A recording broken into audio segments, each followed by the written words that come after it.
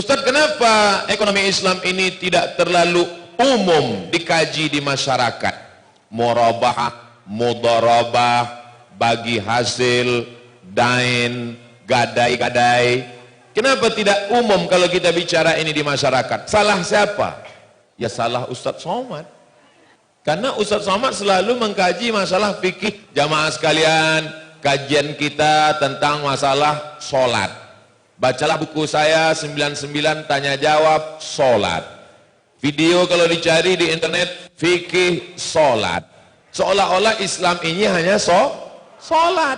Kenapa tidak tampil seorang ahli fikih yang bercerita tentang mudharabah, tentang murabahah, tentang gadai-menggadai, padahal ayat yang paling panjang dalam Al-Quran bukan ayat puasa.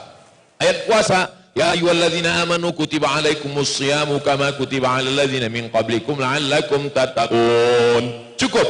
Tapi ayat yang paling panjang satu halaman Al-Baqarah 282. Ya ayyuhalladzina amanu idza tadayantum bidainin ila ajalin musamman faktubuh. Sekecil-kecilnya, sedetil-detilnya.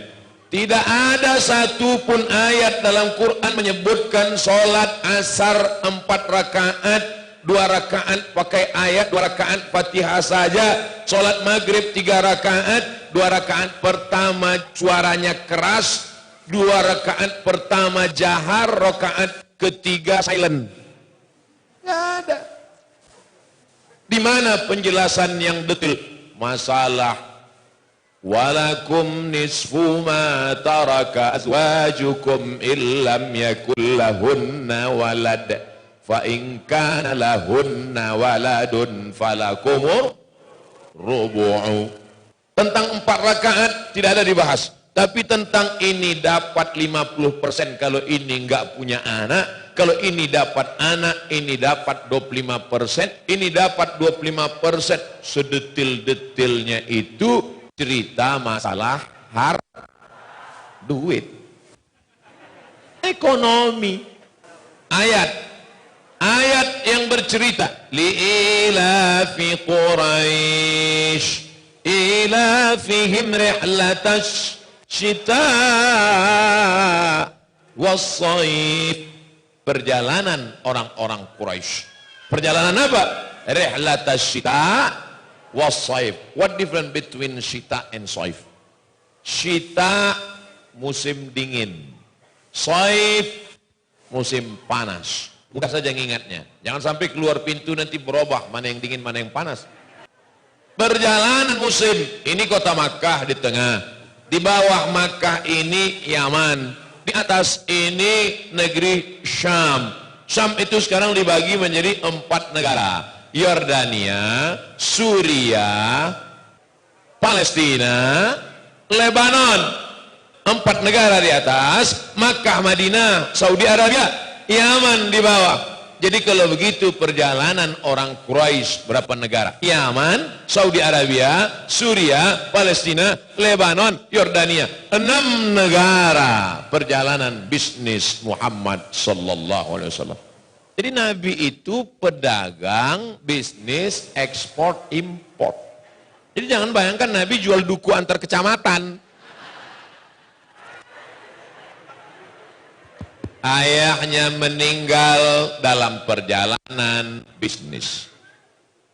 Dia dibawa pamannya dalam perjalanan bisnis. Tradisi orang-orang Arab Quraisy dalam perjalanan bisnis.